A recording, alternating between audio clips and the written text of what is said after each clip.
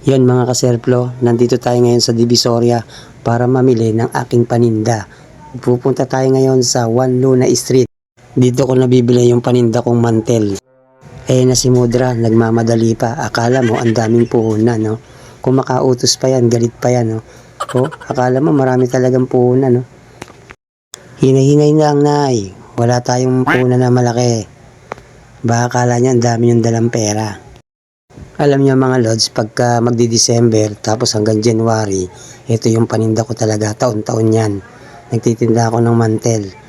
Yan yung sideline na business ko tuwing magpapasko. Kasi maraming nabili talaga ng tablecloth. Kahit yung mga dating nakabili na, bumibili pa rin ng bago. Kasi nasanay na sila pagka magpapasko at pagbabagong taon, kailangan bago lagi yung kanilang mantel. Nagulat lang ako dito mga lods, dito sa Divisoria, ngayon ko lang na-experience na walang masyadong tao. Samantalang apulan na, wala na masyadong namimili. Hindi kagaya nung dati pa, no?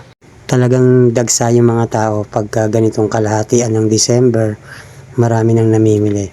Pero ngayon nagtaka talaga ako, walang masyadong tao, walang traffic. Yan dahil sa nagugutom ako, nakatsyempo tayo ng fried siopaw.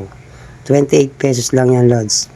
Di ko lang alam kung masarap, no? Tatry lang natin kung masarap tong fried siopaw nila.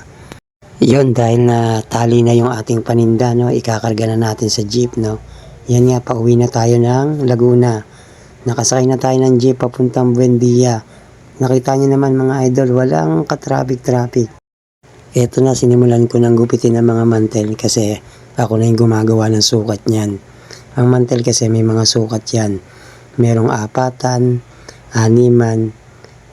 10, 12. Kaya sa mga gustong bumili, magpunta lang kayo sa bayan, nandun ang pwesto namin. Marami kayong pagpipilian na kulay, may puti, merong pula, merong blue, merong gold. Pero ngayon ang color of the year ngayon kasi white. White daw ang color of the year.